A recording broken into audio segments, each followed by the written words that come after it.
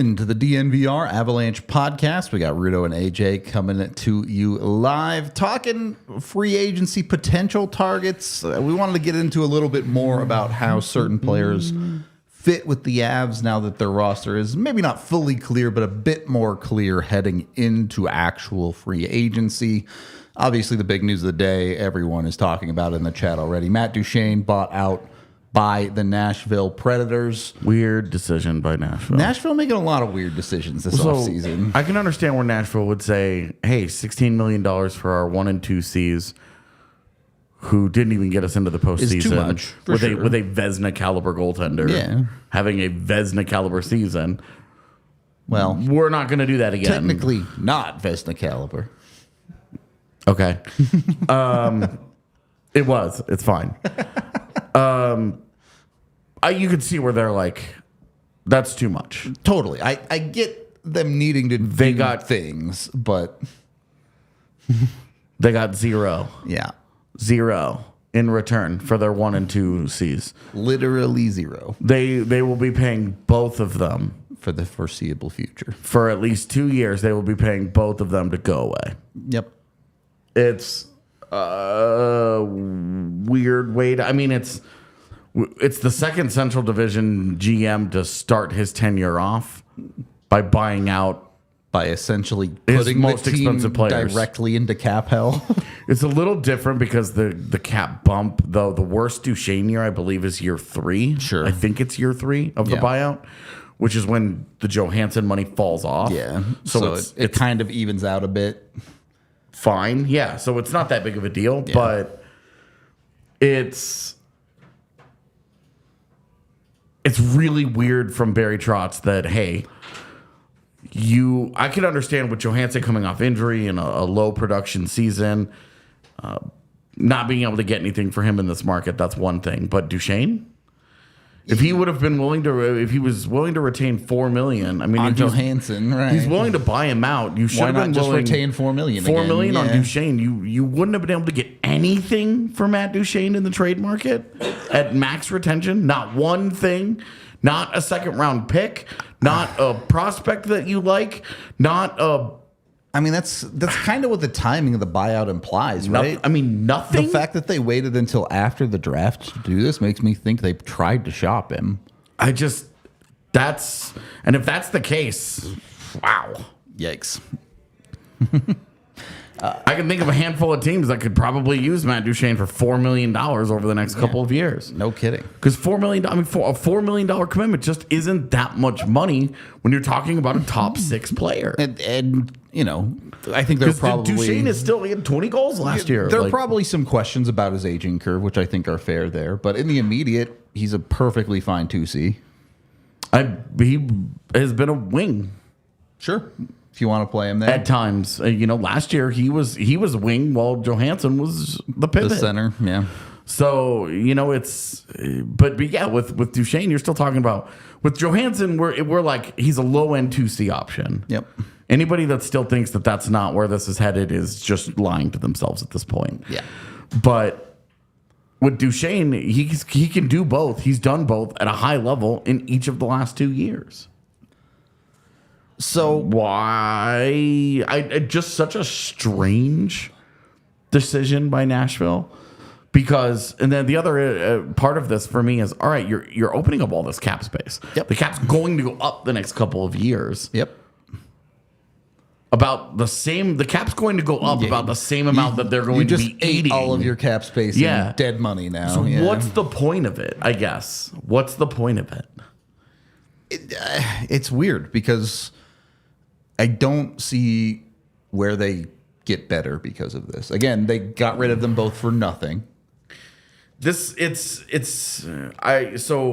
funny enough, it was the interview that, I don't know if it was Jesse or Megan that grabbed Barry Trotz on the red carpet before the awards earlier this week, but asked about Ryan Johansson, and he was basically just like, hey, we're just looking to get a little bit younger. Yep. We're looking to get a little younger and open up some money and some opportunities for guys. And okay, so if you're getting a little bit, where are you spending that money on then? Like, and they don't have to spend it right now, of course. Sure. But over the next few years, they don't have anybody that's breaking down the door my of question a big is money who's extension. going to play there now? Yeah, I mean, you promote the young kids. You know, Tommy Novak is now your 1C. Maybe I'm not sure what the plan is. Are you really there. a believer in that? Well, no, I don't think that they're. I think they with this move, at least for right now, Nashville takes themselves out of the playoffs. I mean, clearly they're. I don't know if they're fully tanking, but they're not trying to be competitive. I don't think they're tanking. I think they're just saying we're switching eras here, and the two guys that they're going to keep and they're going to build around. I think they're looking at LA and they're saying we can do that. And that's fine. I don't have a problem with Yossi and Forsberg. We're going to get the second half. We're going to get their 30s. We're going to, but in 3 years we're going to get them back. And you're making a decision at least. I like that more than sticking yourself in the Calgary zone and just being stuck there forever. But the big question is, it's odd, man. Look, I don't think Matt Duchene is going to come to the Avalanche. No, it doesn't make any sense. So my question more so is, what does he get as a free agent on the market? I'm going to be fascinated to find out, because I think the team that immediately sprang to mind was Carolina. Sure. Where he could go and be a decent goal scorer / playmaker. Pacioretty didn't work there, obviously, just because he got hurt. But another solid, second liner piece for Carolina. And they've got so much cap space. But he can also play down the middle. If you wanted him to play down the middle, you could, and they could make Jordan Staal their 3C, which is probably where he really should be in that lineup, because he's really only like a 40-ish point guy. You put that on your third line instead and have him be your elite, because he's elite defensively. He's not very good offensively. Yep. And if you have Duchene there, you have Aho and you have Duchene, to me, that makes a lot more sense. And they've got all the cap space in the world. And Duchene, there wasn't, I believe, the actual cash that he was due wasn't a ton on the deal. Yeah. I think it was front loaded. And so he's not going to be losing out on a lot of actual money here. And so if he goes and gets a decent deal, say not he just hard gets to be made whole on straight it, up, just if he goes and gets like a 4x4 or something, something reasonable like that with a little security. Or the other thing that dude could do is he could 1 year, like $6 million or something. He could take a 1 year, $5 or $6 million offer and go in with all the teams getting that cap space next year. Yeah. Assuming he has a good year, he'd want to pick a competitive spot where he's going to have a lot of opportunity. Of course. But if you do that and he goes and produces, he could be one of the top free agents next year when there will be a cap bump. Being the top free agent this year isn't really that big of a deal, because so many teams don't have the money for it to matter. Yeah. There are a lot of teams stuck in that way. The one thing I do wonder about Carolina there is if you're going out and getting a Matt Duchene type, you're putting a lot of eggs in Svechnikov having to be the guy, right? I mean, it's kind of like doing the Pacioretty thing, but without the injury concern. That's fair. Which Carolina's problem, though, which you've talked about a lot, is they don't have like a true superstar. But yeah, sure, but you're not going to find one here. And if you can continue to be cost efficient, then you might as well. keep. They should keep trying. I mean, they're too good. The team is too good for them to just. Oh well, we're not gonna not go get good players. Exactly. Yeah. Like, what are you gonna do? Tear it down? Like, that would be dumb. Yeah. Just because you make the second round every year, oh man, what a shame that is. Like, give me a break with this. Keep going. Maybe you break through one of these years. So that was the team. The other team that I really thought, Boston. Sure. With no Bertuzzi going out there, with Bertuzzi hitting the market. Their top six basically got imploded this offseason. With both centers considering retirement, if one of them goes, and he's not a Boston style of player. I actually think he might get booed off the ice in Boston.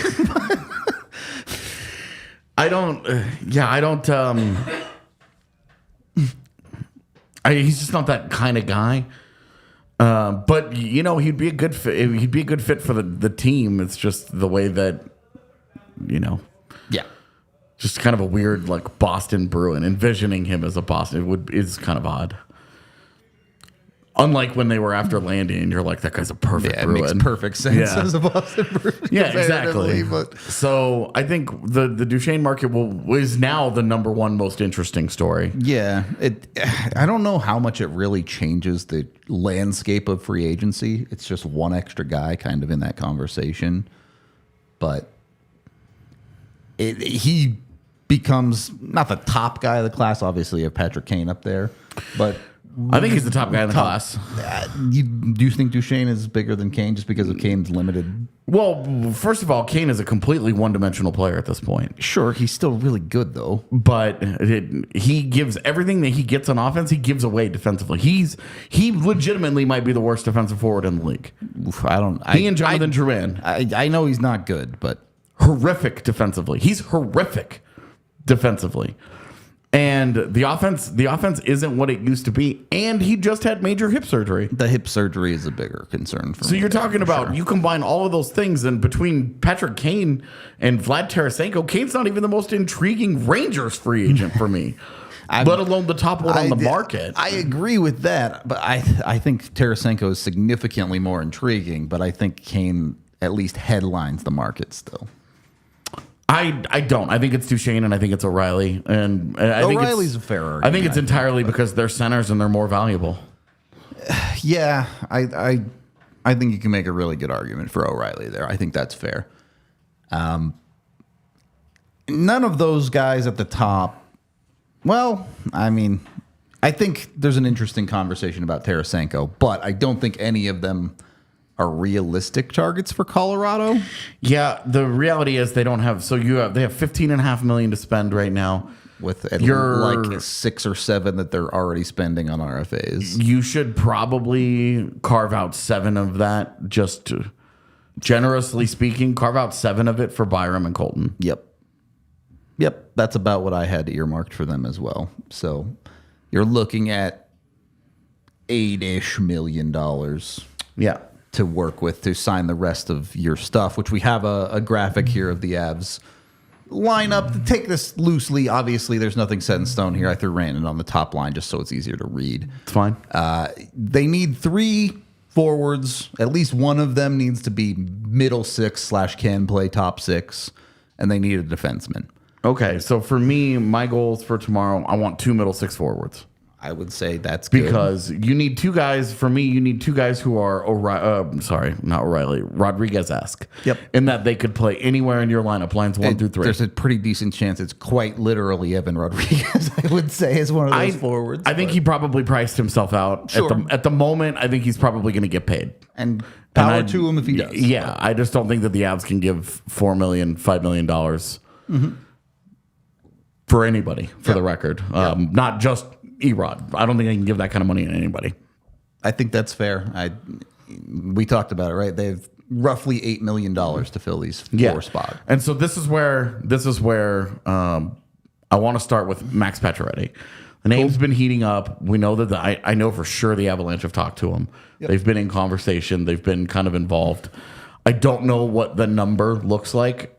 I think I'm pretty confident that that's going to be a 1 or 2 year deal. And then that the number should be small. Before we dive deeper into this, we are brought to you by the fantastic people over at American Raptors. If you guys haven't made it down to Infinity Park in Glendale yet, you guys have to get down there. It's just a beautiful place to go hang out for a day, let alone catch some sports. Yeah. So, if it ever stops raining. I sound like Jesse, but if it ever stops raining. I think Sarah said it was supposed to rain like next Thursday. It's supposed to rain again today. Yeah. It's supposed to rain. I think tomorrow's supposed to be cool, and the weekend is supposed to be rainy. And then it's kind of supposed to actually be done, allegedly, but...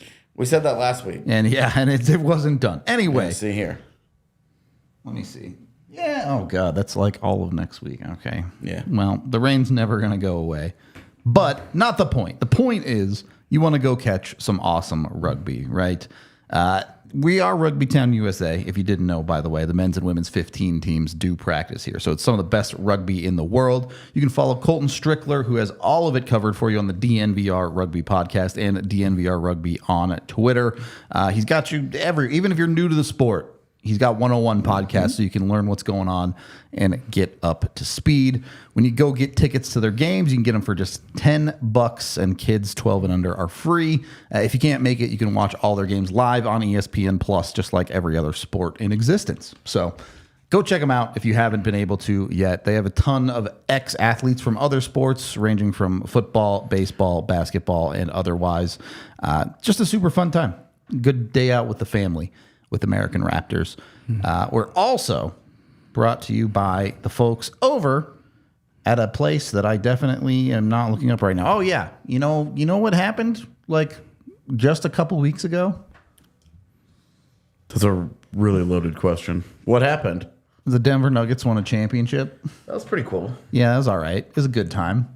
If you want to celebrate that, you can go to foco.com. Nice. Get yourself some bobbleheads. Get yourself some merchandise. They're licensed sports merchandise for not just the Nuggets, but every team in North America, basically. So even if you're not a Nuggets fan, they've got something for you.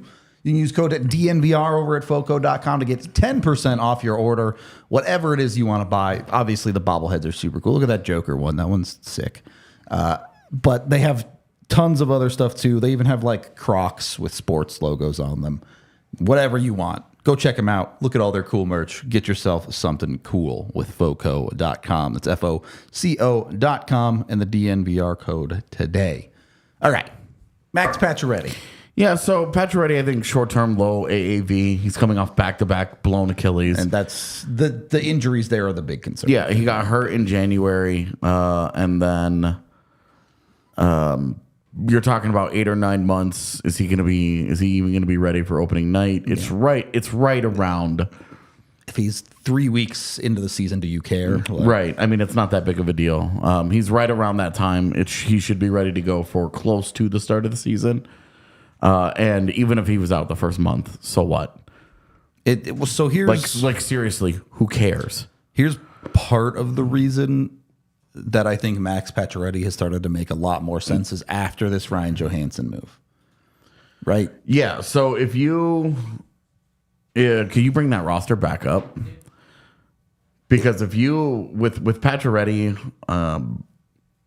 you would move. He would take Nichushkin's spot. Yeah, Nichushkin would move on to the other side. And you basically just have Johansson feeding Pacioretty to shoot, and Nichushkin being the big body. Exactly. That does all you the have stuff. your forecheck. You have your pivot as your playmaker, and then you've got your goal scorer there. Yep. Like a classically built line right there. Yep. Now it won't be as fleet-footed as you would think Definitely. of for traditional Avs. Compared to their top line, not going to zip around near as much. Yeah, they're not going to like fly around the ice, but that's a big line. It's a really skilled line. Yep. And it's funny when you think about, they're not going to be as fast, but they're pretty good. It fills out pretty well too because you can rely on Nichushkin to do a lot of the defensive heavy lifting for that line. Yeah. Which covers up for some of Pacioretty's aging and maybe he's not the best skater anymore. Yeah. And if you wanted to, I mean, you could put that guy next to Mackinnon and Mackinnon on the other side. Absolutely. If you really wanted to, you could try that. Yeah. And then drop Rantanen down to your second line. Like there would be alignments there that could actually work just fine. Yep. I think it's less perfect trying to force Pacioretty into a top line role. But I mean, it's really like the big thing with Pacioretty is a goal scorer. He scores goals consistently. For sure. He would be on Colorado's second power play unit. So in the world where Mackinnon decides he's not allowed to score goals until December again. 2 years in a row with that shit. 2 years in a row with that shit. Pacioretty could fill, well, if he's healthy, he'll be able to fill in. But so, yeah, I mean, you can rather have Dutchie than Patches all you want, but Matt Duchene is going to cost way more, significantly more money than Pacioretty, and the Avs just can't do that. Like if the Avs financially could, I would be fine if everybody wanted to just be like, let's bury the hatchet, let's bring him home. Let's bring him back to where it started. Let's have a happy ending to what ended up kind of a depressing story. I would be all for it if they could afford it. I think that's really the only thing that stops me from saying go do it. Because all the other things about Matt Duchene fit wonderfully with how they play the game. And especially with the fact that he's been on the wing the last couple of years. the way that he skates, the way that he plays the game. I mean, come on, man. Even in that world, though, it would make perfect sense if they could afford it. They just can't. I think even in that world, I'd rather go get Tarasenko than Duchene. I definitely wouldn't. No? Not even close. You're all about man. Matt Duchene? Okay. He's just a better player at this point. He's a more reliable player. He's a better offensive player than Tarasenko more is reliability right now. is fair, but I think Tarasenko's a better goal scorer, and I think that's what the Avs, for that top 6 spot that's available to them, I think that's what they really need. Duchene's goal scoring might vary a little bit, but you're still talking about a guy that is a lock for 20. And he doesn't carry any of the same health concerns that any of these other guys do. He's going to get 20. And again, the reliability is a great selling point. Let's be real here, man. Like the guy, you put him on a second line next to Johansson and Nichushkin, or you put him next to McKinnon and Lekkonen. Like, for me, I feel like he would do damage there. I just don't think they can afford it. I don't think they can either. If they could afford it, I would be making a stronger case here. I just don't think so. This is why we're talking about a guy like Patches, who you're paying, what, $2.5 million? I probably wouldn't know. Off 2 surgeries like that, 2 is the highest I go on him. Okay, fair enough. And that's, that said, if they sign him for 2.5 tomorrow, I'm throwing a party. Yeah, for sure. Because the conversation around Pacioretty is, it can take us into the injured guy conversation. Yeah. Because Max Pacioretty's not the only hurt guy on this market. There are plenty of already options mentioned there, Patrick Kane, which what Avs can't afford. What does his market end up looking like? Even then, is he at the 1-year deal stage of his career right now? He might be. If he is, then the Avs might be able to afford him. They might be able to play in those waters. And to be honest with you, putting him on the right side of either one of those lines, right or left side, I guess it just doesn't matter. You put him on as the 6th wing on that forward core up there in that top 6, you're pretty good. Like you like the offensive upside there. But so with Kane, again, hip surgery, 4 to 6 months. We'll see. We don't really know. We don't really know where he is with all that. Yeah, I think there's a lot more question marks surrounding Kane than people realize right now. But Tarasenko, I think, is probably he's probably steadied it out enough that he's going to get enough money. He'll get a couple years and a multi-year deal, $5-6 million. That takes Colorado out of that conversation. I agree with that. So I think that's probably not it. But then the other guys that are coming up, Connor Brown is coming off of injury. Yep, he missed basically all. I think he played 3 games last year. So Connor Brown, and that is a good 15 to 20 goal scorer. That is a middle 6 option. I would love Connor Brown in Colorado as one of as your Erod replacement. That's the third line-ish guy. I think a couple of teams would love him, and so I don't know that they're going to exactly. Him, yeah. This is where Colorado is going to struggle. Is they can't win a bidding war, but they can win an opportunity on a good team war if the other teams that are trying to pay more money aren't also good. Here's the thing. After last season, are the Avs a little bit gun-shy about some of these injured guys? They shouldn't be. Okay. I mean,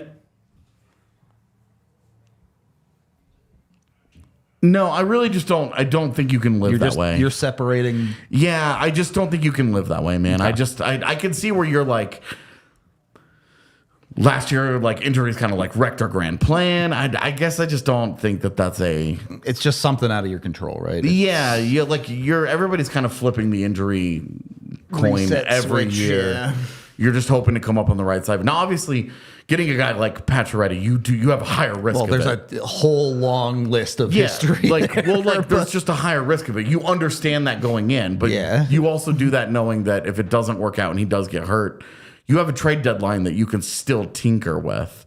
Yeah, where you've got some opportunity. So, chat mentioning some of the other options in Ethan Bear and Pool Party, who has double hip surgery. Going to get to those. Yeah, we're talking about the injured guys. Yeah. Jesse Puljujarvi, double hip surgery. Again, 4 to 6 months is a likely timeline here. So he's not ready for you at the start of the year. That's a tough sell for December conversation. I'm willing to have a December conversation about a guy who's going to play in your top 6, maybe even a middle 6 guy. Okay. It's a little bit tougher for me with someone like Pacioretty who's going to be in your bottom 6.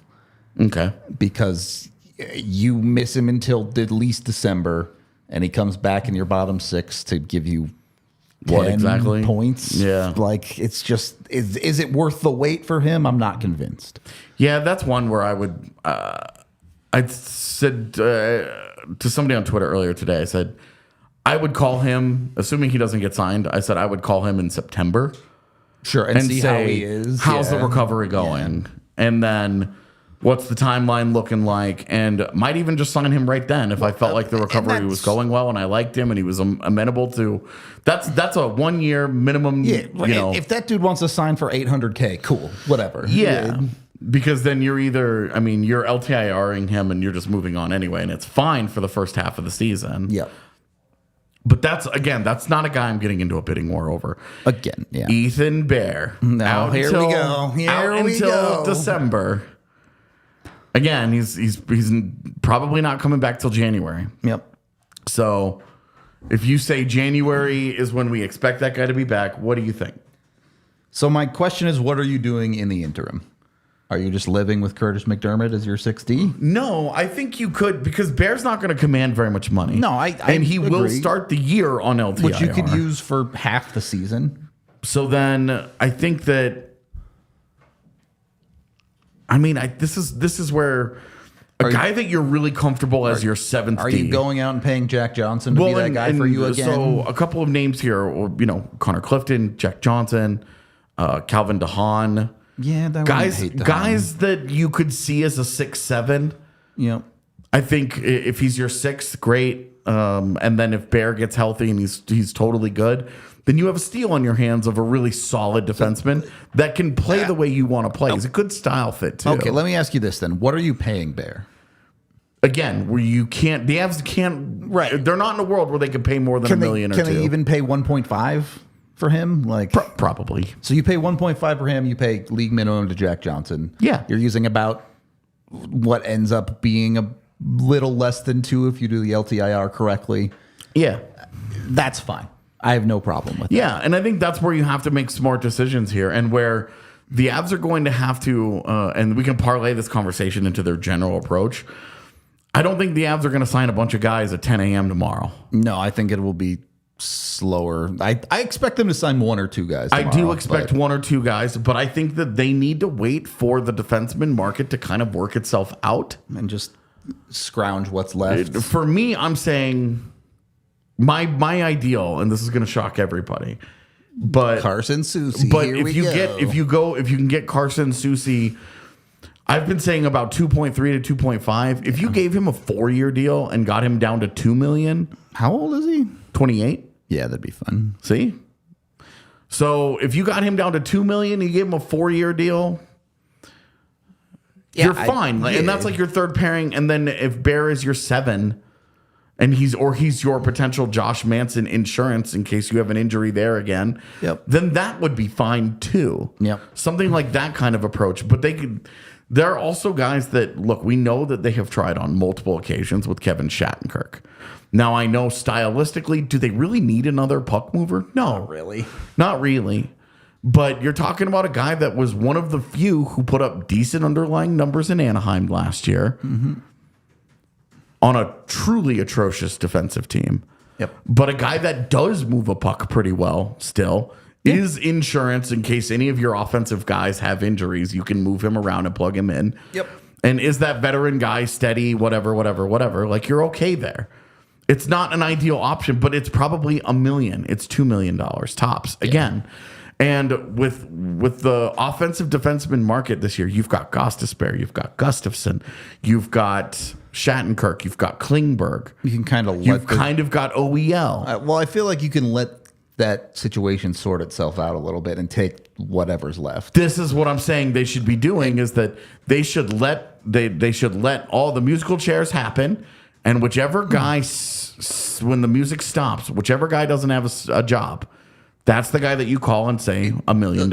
If you can recreate what you did with Evan Rodriguez last offseason, right? That's kind of the ideal. Yeah, and we've talked all year that they were going to have to try to. This is the world they're going to have to live in consistently over the next few years. Yep. On that note, we are brought to you by Breckenridge Brewery, the official beer of DNVR. Highly recommend their Mountain Beach Sour. As you know, you want those summer vibes. Maybe you're feeling a little sour about it because of all this rain. So it's got all of that built into one. Whatever type of beer you like, Breckenridge has a beer for you. They've got dozens of flavors. If you've never been down to the farmhouse, highly recommend you go check them out. Super awesome place to get some food and a beer. You can also find them at your local liquor store anywhere in the United States with the Breck Beer Locator online at breckbrew.com.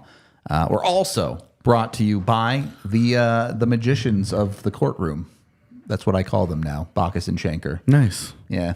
You've just decided this? Yeah, this is the thing that I just decided that they're courtroom magicians. I'm excited for them to adopt it and turn it into a bit. You can call 222-2222 today to get a hold of the courtroom magicians, or you go to coloradolaw.net. I call them magicians because they find you money from thin air, seemingly. If you have been injured, whether it's a car accident, even if it's a rideshare situation, maybe it's something to do with like the scooters that are everywhere in downtown now that I don't know how to ride. Same. I've never used one. I used one once and I couldn't get it started. It was a whole thing. Anyway, hopefully you haven't been injured on any of those. But if you have, Bacchus and Schenker has your back, even if it's something where you were injured at work. They will give you a free consultation when you call the 2 number, and if they think you have a case, they will take it on for completely free. You pay nothing until you win your case. So they've won a lot of cases. I don't actually know the actual number of cases. I do know they've won over $1 billion for their clients. So that's a lot of cases. Let me ask you, if you were in a court case of some kind and they rolled in and with the magician theme and the doves start flying out of the jacket, I'd just be like, all right, I lose. What do I got? Yeah, exactly. It'd be like, wouldn't you just kind of be like, let's pack it in? We're done here. All right. Moving on to the next one. Check them out. They've been doing it for over 25 years. 2 number or coloradolaw.net. Third period of the DNVR Avalanche podcast here. It's going to get tight if we bring that roster back up one last time.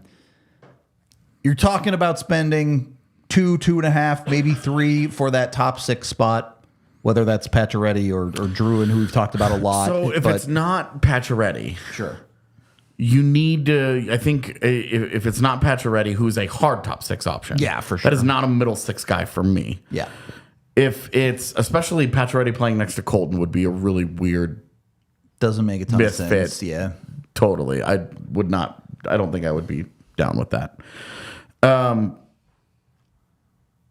If that's not going to happen, I think I would prefer 2 middle 6 guys. Sure.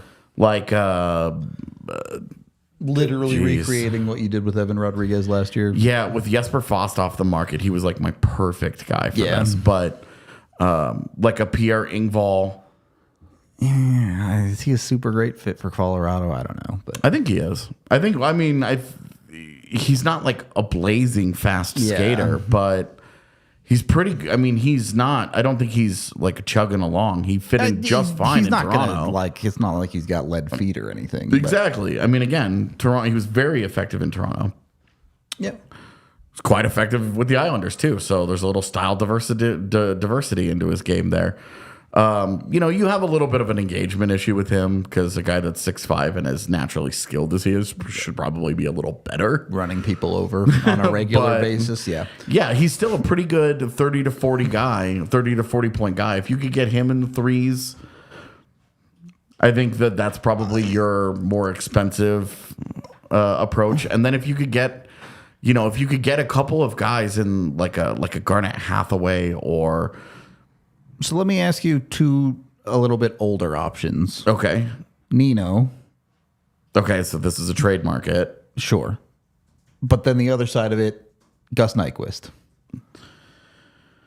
If Nyquist, I'd be interested in Nyquist because that's a guy that you can kind of slot in second or third line.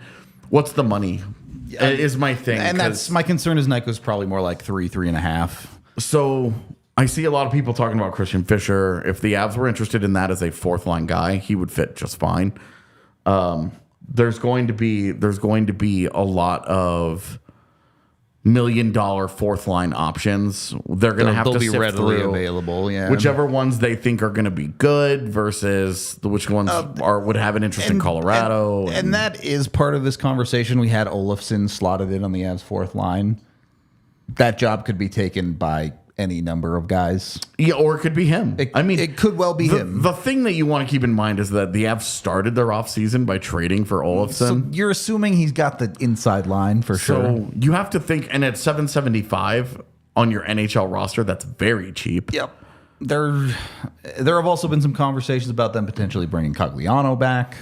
Yeah, they would have 1.25 isn't going to cut it for me. That's got to be. It's under a mil. Right? I would prefer for that to be under a mil because in truth he didn't play very well.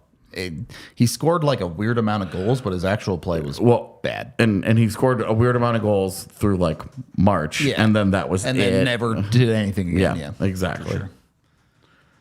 Yeah, I'm just a little bit curious there, and I brought up Nino because I do think there is potential for the Avs to try and find a trade move that could be more what they need. Yeah, if you go and you look at their cap friendly now that they rolled over from the 2023 draft, now they have 24, 25, 26. That's at the top of the list. Yeah. All the 26 picks are still there. Yeah. So you're like, it's like a round pick, baby. Let's do something with that.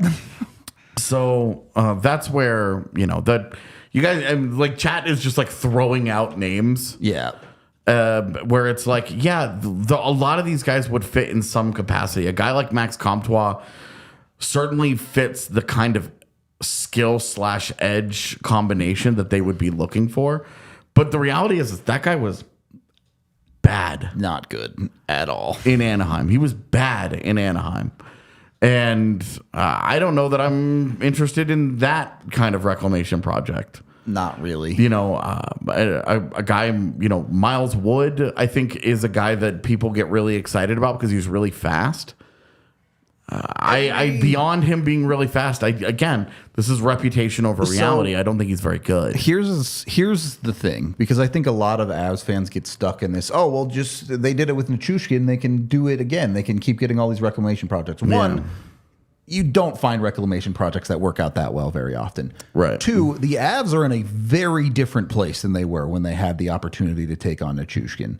This is a team that's trying to go win a Stanley Cup right now. They can't say, we'll take this guy and put him on our fourth line. If he doesn't work out, no big deal. Right. We don't have 3 years to wait for this guy to figure it out in this lineup anymore. They need guys that are effective right now. I wonder about a guy like an Andreas Janssen coming off of a multi-year deal that didn't go very well. There were a lot of injury issues. There were he didn't play very well after he left Toronto issues. But again, they're gonna have to take some kind of lineup chances here. Yeah, but there's gonna be some risk, of course. What you like about a guy, if they were to do the Cogliano thing, is that that there's a base level. You lock that in, it's inked in, and you're good. Yep. There's not a lot of question marks there. They could use one or two guys like that. Yep. The 1 year deals is going to be where they have to eat pretty greedy here because first of all, we talk about the Landeskog money. The Landeskog money is once. Yep. So it's this year. So spreading it out, spreading that extra when we talk about, they've got $15 million to spend. They've got 15.5 to spend. 7 of that is temporary money. Yep. So you don't want to give all 7 of that away on multi-year deals. You're gonna need some 1 year, Pacioretty 1 year, $2 million kind of thing. Yep. And one of the things I forgot to mention this earlier about Pacioretty, but he is with his situation with the injuries and his age and all that. He is eligible for the same kind of deal that Bergeron got with the performance-based, the 35 plus incentives, bonuses, where that guy. You could give him $3 million of a guarantee that would roll over to next year's cap. Yeah. Sucks for next year, but also if the cap's going to go up, you can absorb it easier, is what I'm saying. Do a little tricky balancing. Yeah, so there could be some of that in play as well with Pacioretty specifically. Yep. But you are going to have to, like a lot of these guys, it's going to have to be cheap. Yep. I forgot Ben Myers earlier in the RFA conversation, spend that money conversation. That should be about $1 million. Yep. I would prefer if it was $800K. I mean, I think it should be under $1 million, but me too.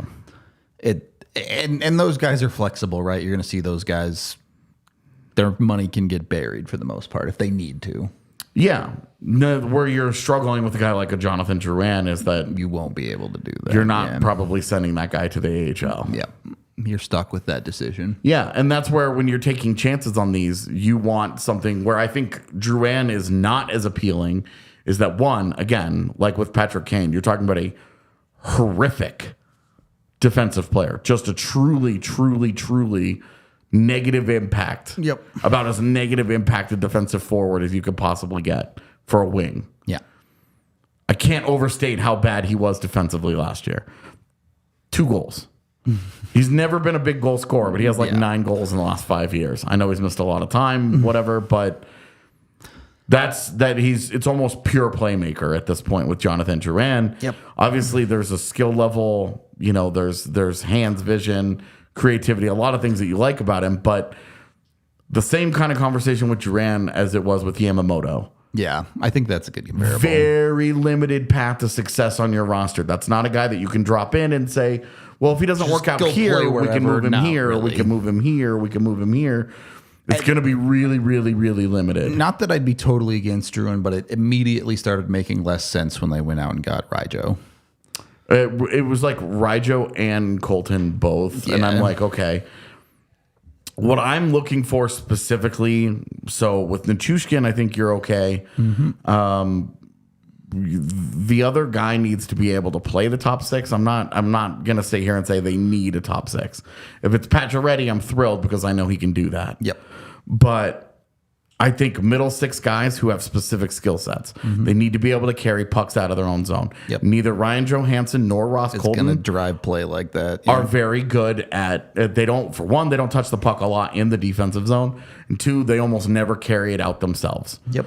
So that means you have to surround them. Now the Avs have that kind of defense, which all the people in chat do a lot of that work for them for sure. Yeah, talking about trading Sam Girard, they're not doing that at this point.